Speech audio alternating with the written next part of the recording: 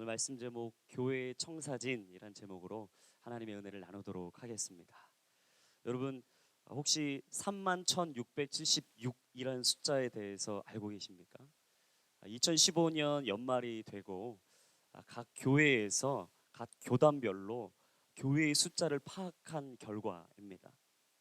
A 교단은 12,078개 교회, B 교단은 8,731개 교회, C 교단은 1,840개 교회, D 교단은 899개의 교회, E 교단은 1,654교회, 마지막 F 교단은 6,474교회를 합쳐봤더니 31,676개의 교회였다라고 합니다.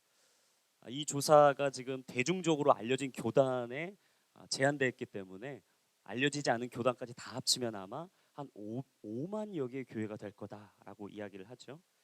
그리고 한국 세계 선교 협의회 KWMA에서 2015년 연말에 조사한 선교사 숫자의 파악의 숫자가 27,205명이었다고 합니다. 불여 171개국에 파송된 선교사의 숫자이죠. 공개를 꺼려했던 선교 단체까지 아마 다 합치면 3만 명 정도의 선교사가 파송돼 있을 것이다. 한국 교회 100년 역사상 엄청난 주의 기름 부으심의 결과입니다. 하나님이 이 교회를 사랑하시고 이 교회를 통해 꿈을 꾸시 않으셨다면 절대 이런 열매와 결과는 없었을 거죠. 분명히 하나님께서 이 나라를 축복하시고 이 민족에게 기름 부어 주심이 명확한 결과입니다. 하지만 서로 다른 신학과 신념, 생각과 경험 때문에 다양한 신앙 색깔을 인정해 주지 못한 채 많은 교단들이 흩어져 있고 나눠져 있습니다. 바로 그것이 한국교회의 현 주소이죠. 하지만 하나님께서는 이 교회를 바라보시며 많은 사람들이 욕하고 많은 사람들이 다른 말을 하는 이 교회 앞에 주님은 희망과 소망을 말씀하고 있습니다. 이 시대 속에 참된 대안은 무엇인가? 우리 인생의 참된 소망은 무엇인가? 그 생명은 어디로부터 나오게 되는 것인가? 주님은 바로 교회다라고 말씀하고 있습니다. 주님께서는 어떤 교회를 원하시는지, 그리고 그 교회를 향한 원하시는 모습과 방향은 어디에 있는지, 그리고 교회의 청사진은 주님은 무엇라 말씀하고 있는지 오늘 본문을 통해서 같이 한번 살펴보기를 원합니다. 우리 다시 한번 1절부터 6절까지 말씀을 같이 한번 읽어보도록 하겠습니다. 우리 1절부터 6절까지 말씀입니다. 시작.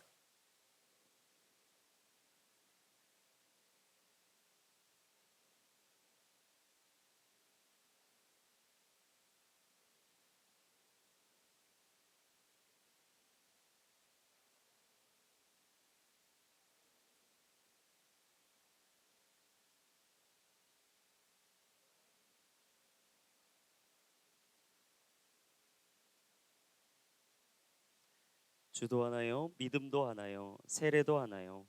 하나님도 한 분이시니 곧 만유의 아버지십니다. 하나님은 모든 것 위에 계시고 모든 것을 통해 계시고 모든 것 안에 계십니다. 여러분 이 옥중 서신에 대해서는 잘 알고 계실 겁니다. 이 옥중 서신 중에 한 개의 책이 바로 에베소서죠. 바울이 옥에 갇히고 힘들고 어려운 상황 가운데서 에베소 교회에 있는 많은 성도들에게 자신의 믿음과 사랑과 가야 할 길과 방향을 이야기해 준 책이 바로 에베소서입니다. 그 에베소서 중에서 특별히 오늘 본문의 4장은 교회에 대한 내용의 언급이 많습니다. 교회는 이래야 된다. 교회는 이런 공동체다. 교회는 하나님이 이런 모습을 기뻐하신다. 그리고 교회는 모일 때마다 하나님의 말씀을 통해 살아나야 된다. 오늘 바울은 에베소서를 통해서 계속 말하고 있습니다.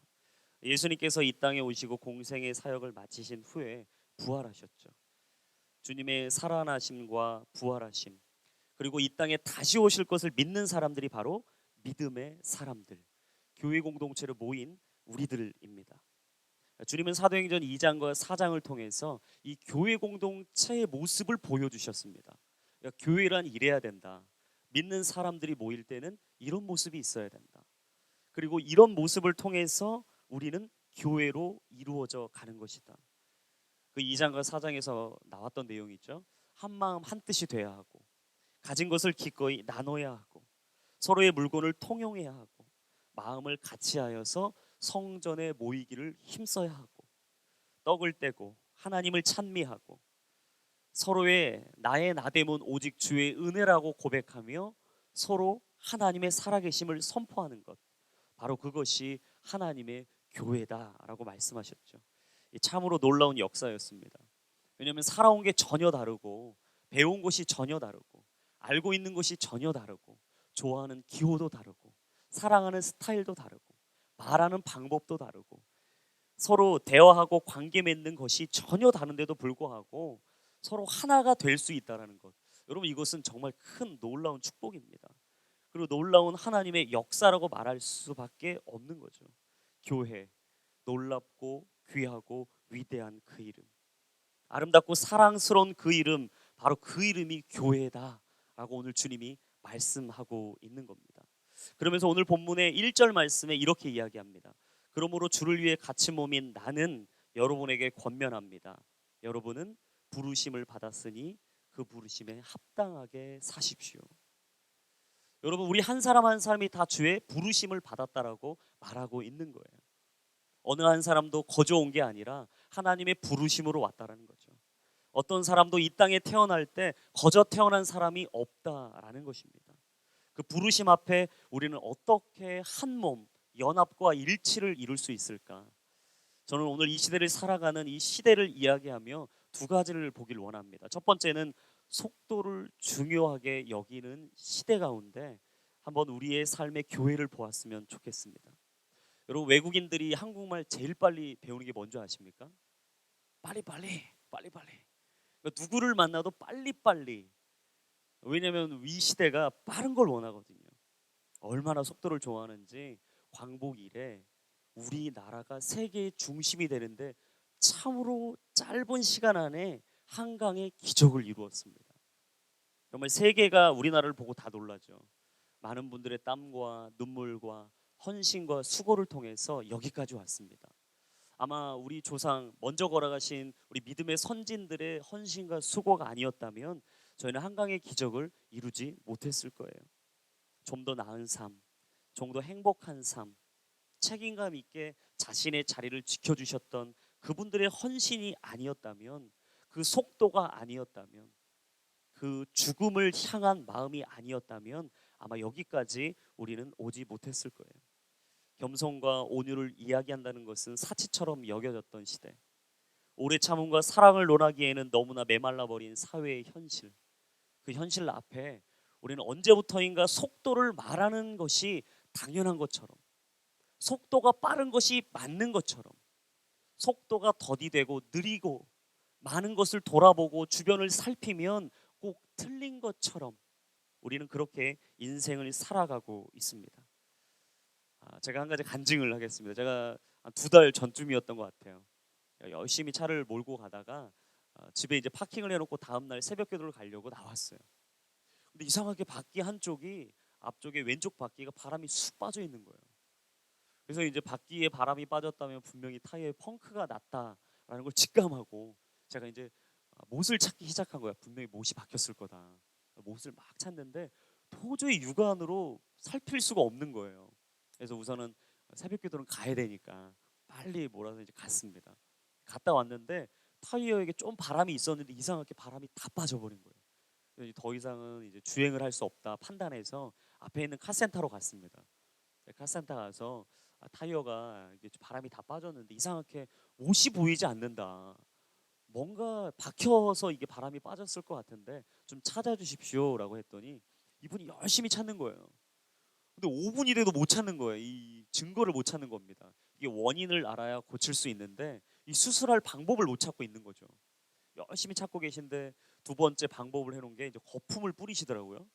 물거품을 막 뿌리시기 시작하는 거예요. 제가 그거 왜 뿌리세요? 그랬더니 이걸 뿌리면 공기 바람이 나고 있는 곳에 송송송송 거품이 난다는 거예요. 제가 처음 알았습니다. 제가 처음 알고 너무 신기해가지고 같이 눈이 뚫어져라 이렇게 쳐다보기 시작했어요.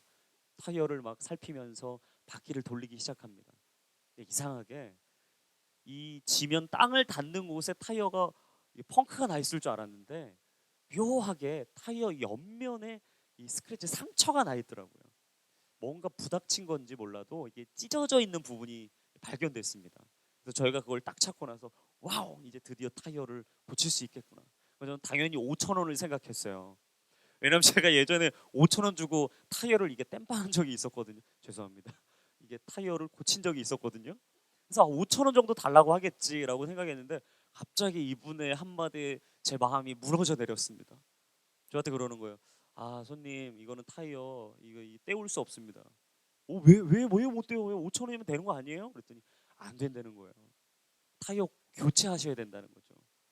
한 10만 원 정도 나올 것 같다는 거예요. 마음이 너무 어려운 거예요. 그래서 제가 너무나 힘들어가지고 뭐 어쩔 수 없지, 그래도 고쳐야 되니까.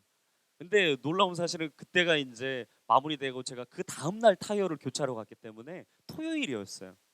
근데 이 토요일 날은 이 차에 맞는 타이어가 없다는 거예요. 그래서 주말 동안에 제가 보조 타이어를 갈아 껴드릴 테니까 이 보조 타이어로 한 이틀 돌아다니시다가 월요일 날 다시 오라는 거예요. 그래서 제가 보조 타이어를 끼고 이제 출발하려고 하는데 이분이 딱 한마디 하는 거예요.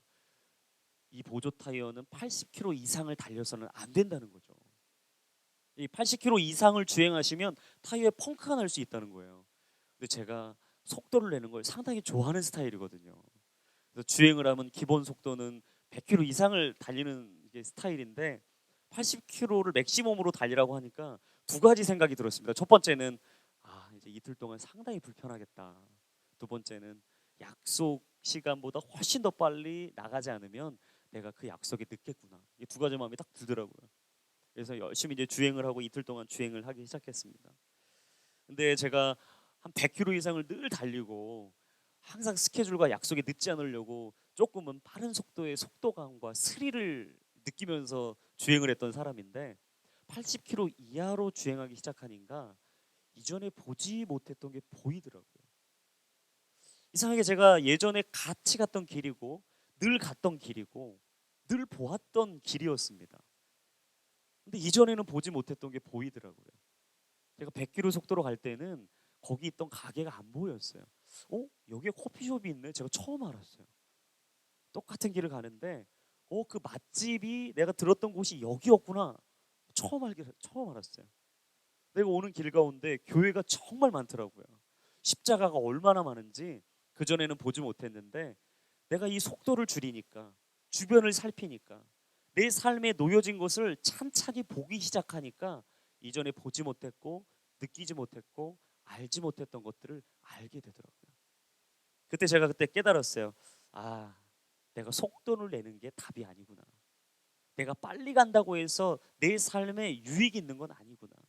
좀 더 천천히, 좀 더 편하게, 좀 더 다른 사람들과 같은 템포로, 같은 걸음으로 같이 걸어주고 손잡아주고 도와주고 들어주고 이야기해주고, 사실은 그게 하나님이 우리에게 원하시는 교회의 모습이구나.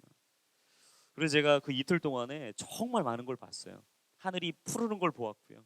옆에 있는 많은 나무들이 있는 걸 보았고, 그 속에서 하나님이 우리에게 속삭여 주시는 자연의 아름다움을 경험하게 됐습니다. 여러분, 혼자 너무 빨리 가려고 하다가 모든 것들을 놓치고 잃어버리는 인생이 아니라 같이 걸어주고 같이 보여주고 같이 이야기하고 같이 대화하며 함께 손잡아 줄 수 있는 한마음 한뜻이 되는 아름다운 인생이 되기를 축복합니다. 여러분, 성령님께서는 우리에게 하나 되라고 말씀하세요. 오늘 3절 말씀에 이야기하시죠. 화평에 매는 줄로 성령께서 하나 되게 하신 것을 힘써 지키십시오.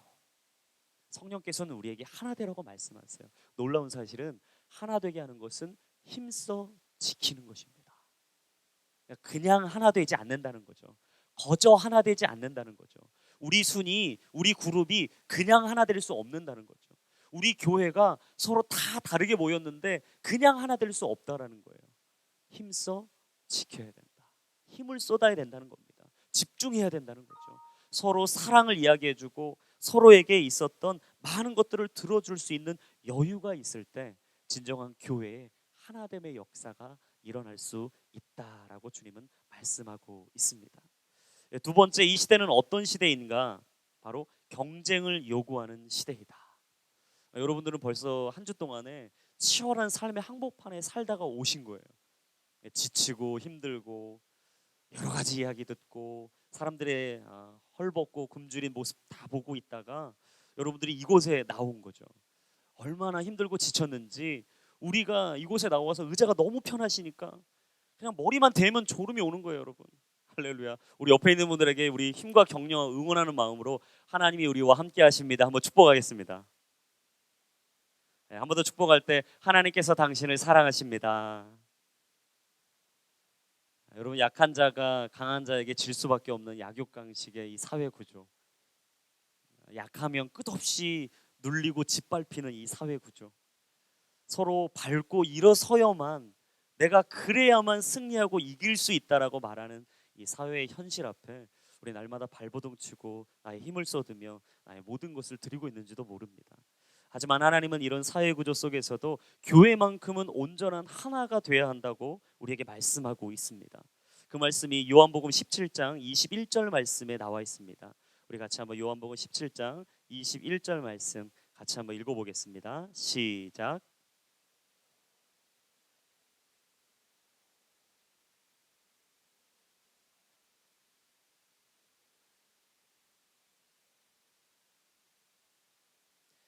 주님께서 이 땅을 떠나시기 전에 제자들에게 하신 마지막 기도였습니다. 주님이 제자들을 보면서 하나 되길 원하셨던 거죠.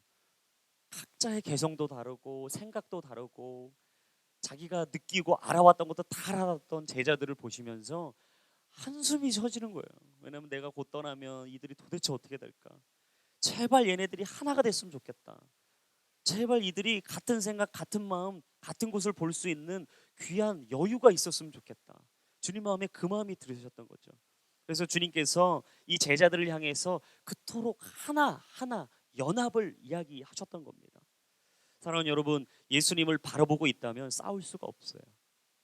주님을 우리가 집중하고 있다면, 그 십자가만을 바라보고 있다면 우리는 서로 다툴 수가 없어요. 왜냐하면 그 십자가 아래 주님은 죽어지라 말씀하셨거든요. 주님은 끝없이 우리를 위해 그 십자가의 길을 묵묵히 가셨거든요. 다른 사람들을 인정해 주셨어요. 다른 모습을 인정해 주셨어요. 다른 생각을 기꺼이 받아주셨어요. 그리고 그들이 말하는 모든 이야기를 다 수용해 주셨어요. 바로 오늘 말씀처럼 겸손하고 온유하며 오래 참고 서로를 용납해 주셨던 거죠. 예수님이 우리와 함께 하신 것을 보고 느낀다면 우리는 다툴 수가 없는 겁니다. 여러분, 한 남자와 한 여자가 결혼을 합니다. 한 가정을 꾸립니다. 이 한 남자와 한 여자는 과거가 청산돼 있어야 돼요. 과거가 깨끗이 정리가 안 돼 있으면 한 몸을 이룰 수가 없어요. 생각해 보십시오. 한 남자가 옛 여자를 기억한다. 결혼할 여자가 옛 남자를 추억하며 그 남자가 내게 더 잘해줬는데. 사랑하는 여러분, 혹시라도 연애하시면서 이전 사람들 기억하지 않게 되길 바랍니다. 그러면 한 사람 될 수 없습니다. 이전 것이 청산이 돼야 돼요. 정리가 돼야 돼요. 깨끗이 정리가 되지 않으면 그 결혼은 성사될 수 없는 겁니다. 과거가 정리가 안 되는데 어찌 새 삶을 시작할 수가 있겠습니까? 그래서 주님께서 우리의 마음에 날마다 한 마음을 주신다고 말씀하세요. 새로운 영을 불어주신다고 말씀합니다. 돌같이 굳은 그 마음들 부드러운 마음이 되게 할 것이다. 돌같은 그 마음들 내가 살같이 부드럽게 해줄 것이다. 주님은 우리 마음 가운데 화평의 맨눈줄로 성령으로 하나 되게 하신 것을 힘써 지키라 말씀하신 그 일을 이루시겠다고 말씀하고 있는 겁니다. 사랑하는 여러분, 우리가 살아가는 이 많은 삶, 우리 공동체, 교회, 우리 그룹 하나하나 모임마다 하나님이 주신 것이 있어요. 불러주신 자리가 있어요. 부르심이 다 달라요. 하지만 우리가 서로를 인정하고 격려하고 서로를 높여주고 세워줄 때 이 교회는 든든히 세워지게 되는 줄로 믿습니다. 하나님은 그런 교회를 원하세요. 세워지는 교회, 높여지는 교회, 사랑하는 교회, 서로 나눌 수 있는 교회, 여유가 있는 교회, 그리고 서로 경쟁과 다툼과 분열이 아닌 서로를 이해해주고 사랑하며 용납하고 화평하며 평화를 이룰 수 있는 교회. 바로 주님은 오늘 이 시대 속에서도 그 교회를 찾고 계십니다. 오늘 우리를 교회로 부르셨어요. 우리 한 사람 한 사람을 교회라고 말씀해 주셨어요. 그 교회라면, 진정한 교회라면 생명이 잉태되고 하나님의 사람들이 세워지며 주의 뜻이 이루어지는 놀라운 역사의 현장인 줄로 믿습니다. 오늘 이 시간에서도 하나님께서 주신 이 교회를 통해 우리는 몸된 교회를 이루어 갈 것입니다. 사랑하는 여러분, 오늘 함께하는 그 모임 속에 주의 사랑을 나누며 그 사랑 안에 거하는 저와 여러분들이 되기를 예수님의 이름으로 축복합니다. 두 번째는 우리 11절과 12절 말씀입니다. 우리 11절과 12절 말씀 같이 한번 읽어보겠습니다. 시작.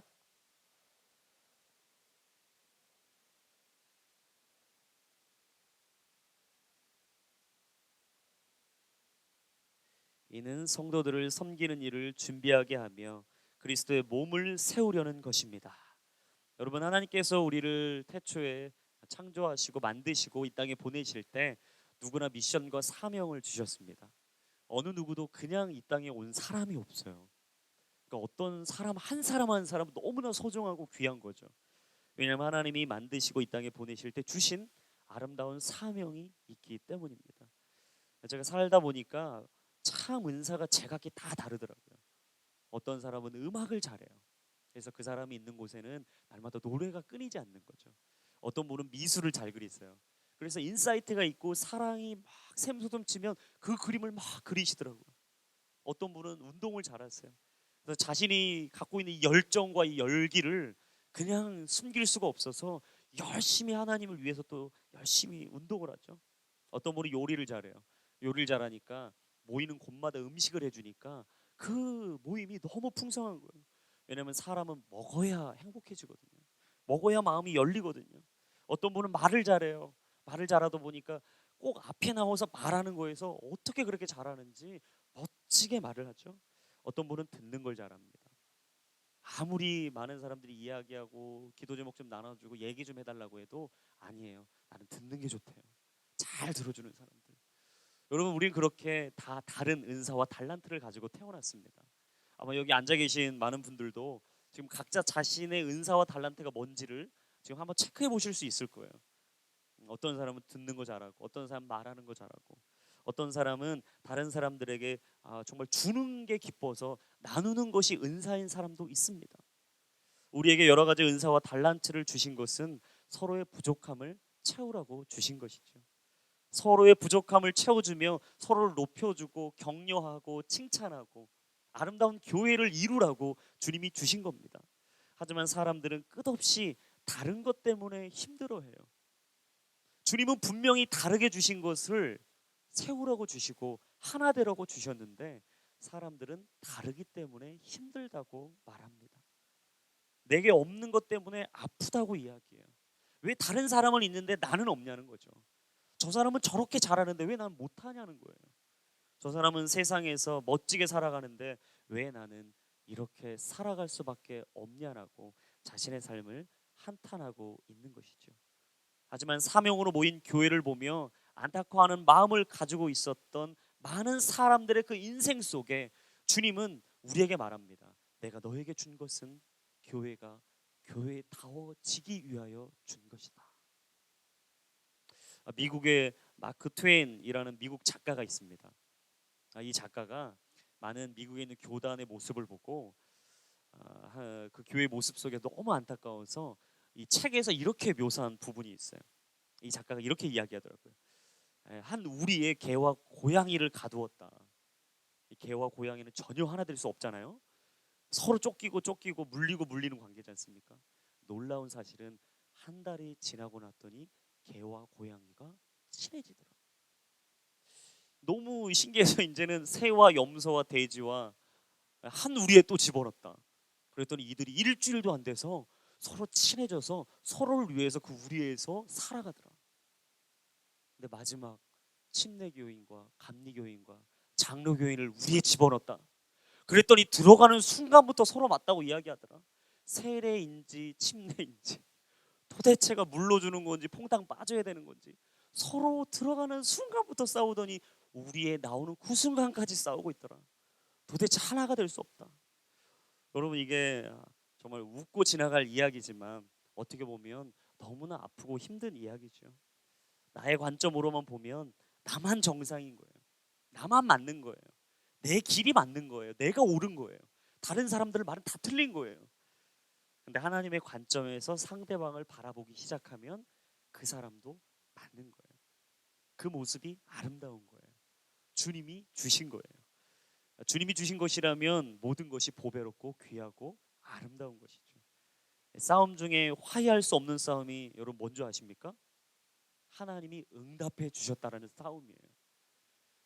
이 싸움만큼은 말릴 수가 없어요. 왜냐하면 열심히 기도했더니 하나님이 내게 응답 주셨다는 거예요. 너도 응답 줬고 나도 응답 줬고 서로 의견이 좁혀지질 않는 거죠. 네가 옳으냐 내가 옳으냐 계속 힘겨루기를 합니다. 팽팽합니다. 의견이 좁아지질 않아요. 서로의 마음과 마음이 계속해서 평행선을 걷는 거죠. 나 주님 음성 들었어. 너도 들었니? 나도 들었어. 네가 옳으냐 내가 옳으냐. 해결할 길이 없는 거죠. 정말 이것처럼 난감한 싸움이 없습니다. 이것처럼 무서운 싸움이 없는 거죠. 하지만 오늘 본문의 11절과 12절에는 뭐라고 말씀하시죠? 각 불러주신 부르심의 상이 다르다고 말씀합니다. 어떤 사람은 사도로, 어떤 사람은 예언자로, 어떤 사람은 복음 전도자로, 어떤 사람은 목사로, 어떤 사람은 교사로 다 불러주셨는데 12절이 중요해요. 이는 성도들을 섬기는 일을 준비하게 하며 그리스도의 몸을 세우게 하려는 것이다. 여러분, 우리에게 주신 은사가 있습니다. 내게 달란트가 있어요. 내게 있는 풍성한 열매가 있습니다. 그 주신 이유는 한 가지라고 말씀하십니다.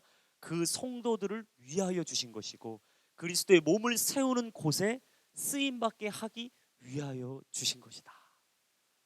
여러분, 은사를 받으셨습니까? 달란트 받으셨습니까?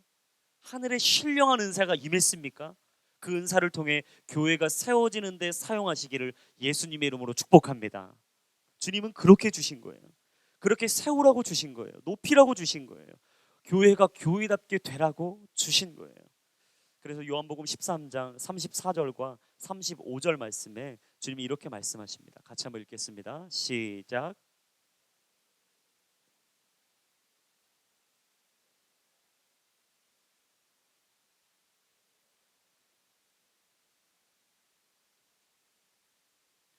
주님이 우리 인생 가운데 사명을 주십니다.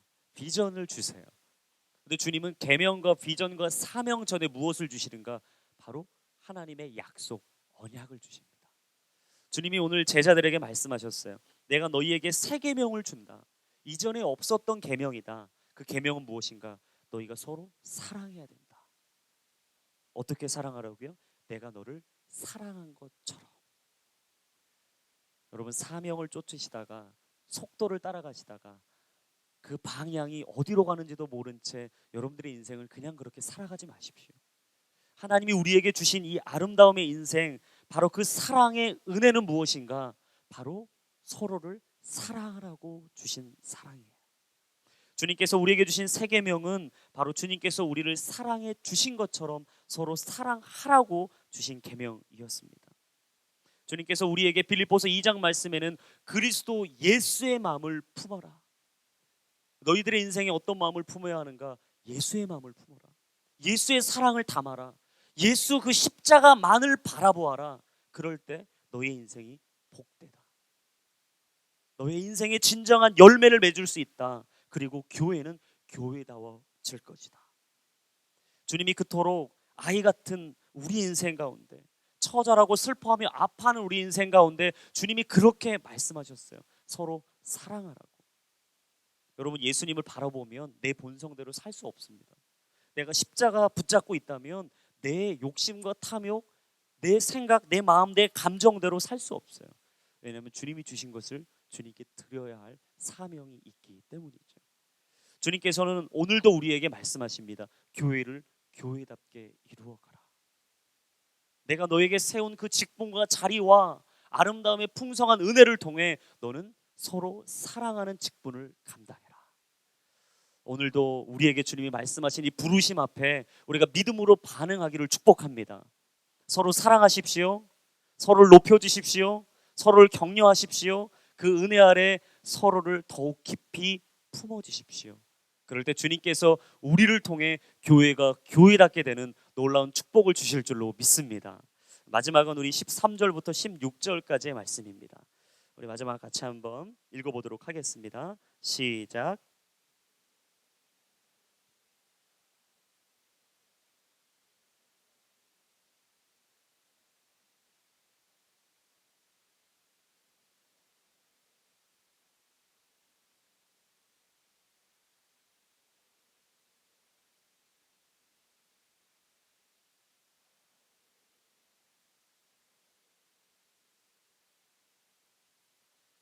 그리스도로부터 온몸이 각 마디를 통해 함께 연결되고 결합됩니다.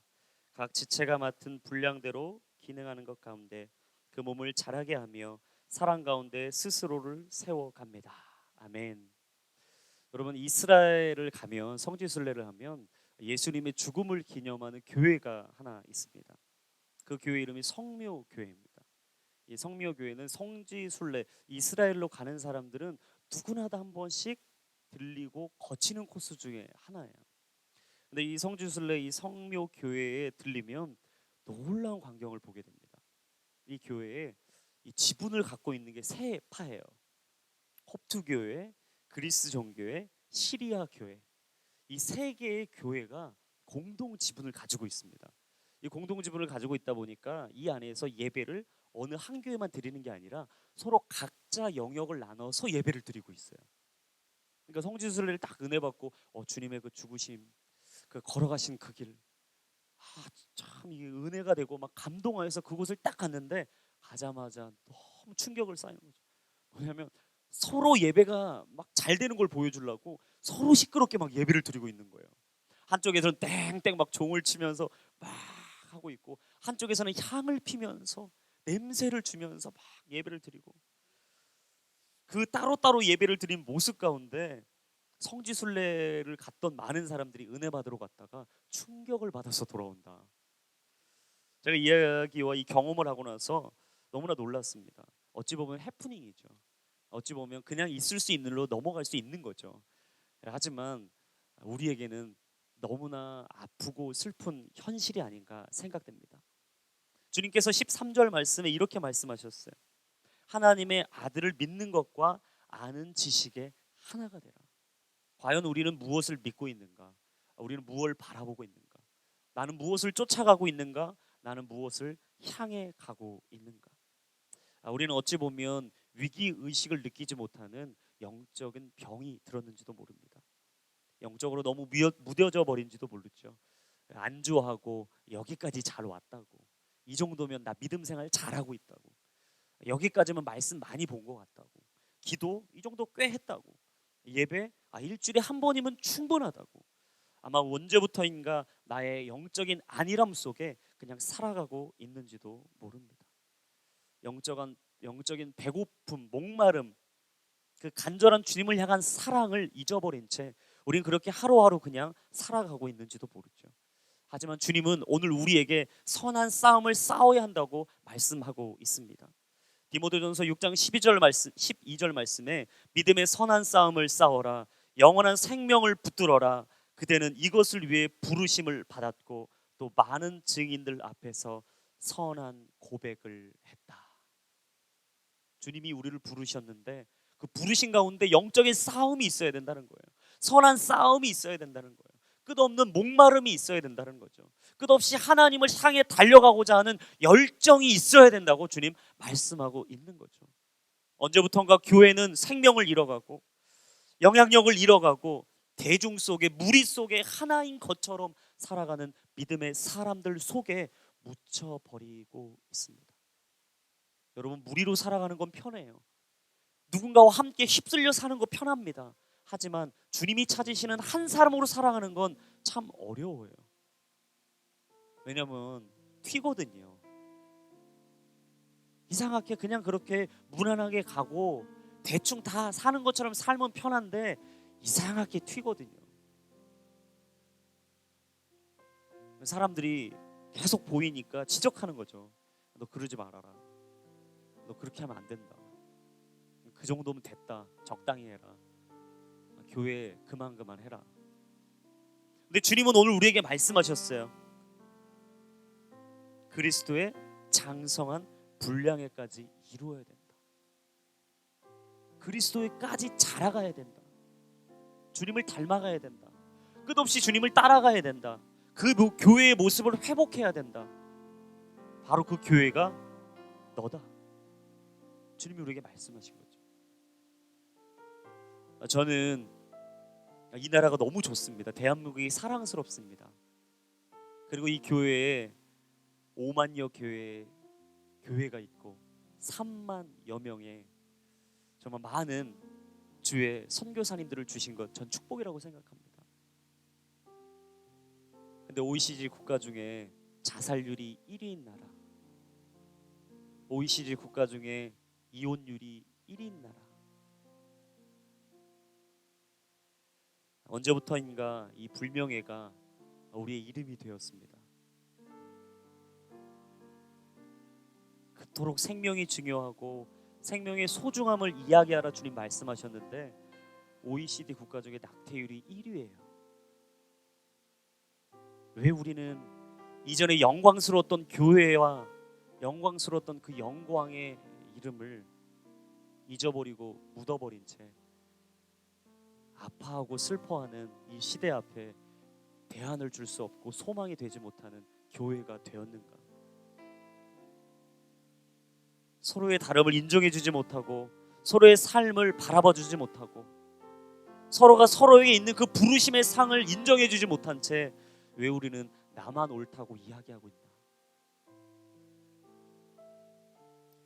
주님은 그 이야기 속에 오늘 우리에게 바로 내가 교회가 되어달라고 말씀합니다. 그리스도의 장성한 분량에까지 이르기까지 너의 삶을 내게 달라고 주님 말씀하십니다. 여러분, 오늘부터 우리는 새로운 시작을 했으면 좋겠습니다. 영적인 목마름으로 주님 앞에 나아갔으면 좋겠습니다. 하나님을 향한 이 마음이 나 혼자만의 마음이 아니라 내 옆에 있는 나와 함께하는 내가 평생 살아갈 바로 이 나라와 이 민족, 이 교회 앞에 바로 내가 대안이 되고 내가 희망이 되고 내가 불씨가 되고 내가 사랑이 되기를 주님은 오늘도 우리에게 말씀하고 있는 것이죠.